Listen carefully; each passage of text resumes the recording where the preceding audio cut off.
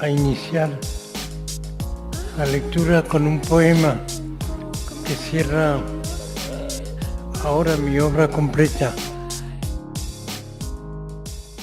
La Poefesta d'Oliva és, al meu parer, un dels esdeveniments i, per no dir un dels espectacles dedicats exclusivament a la paraula poètica més rellevants dels que es fan al País Valencià des de fa ja molts anys. Jo he nascut en la poesia, jo tinc 16 anys, quasi 17, i la poesia en té 15, entonces hem nascut quasi a l'hora.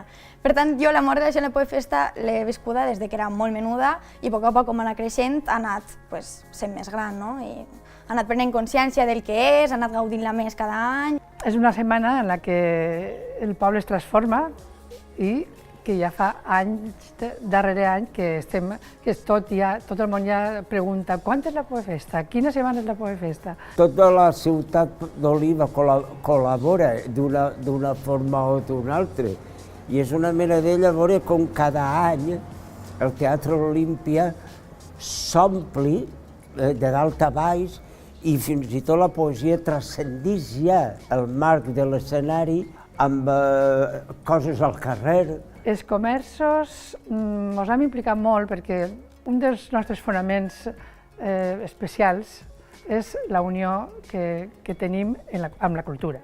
Fins a la Poefesta d'Oliva, al País Valencià, la paraula poètica és pràcticament un fet llibresc, per a ser llegit en veu baixa o recitat pels propis poetes en un ambient de certa intimitat.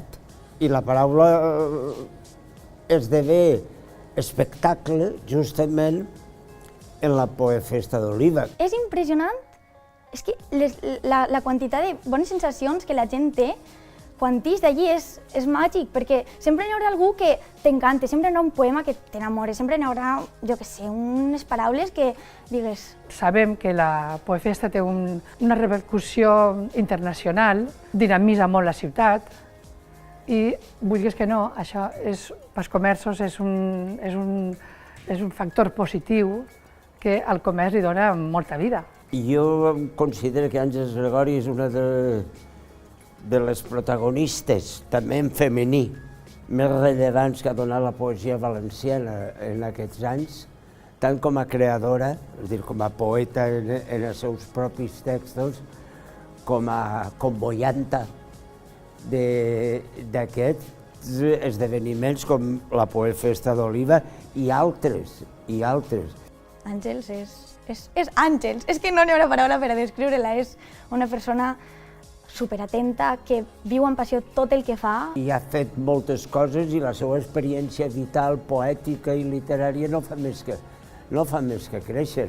Per tant, li augura i li desitja el millor dels millors. Té una poesia molt profunda i alhora la coneixes parlant en ella i és una persona tan oberta, tan alegre, no sé, Àngels és moltes coses per a mi.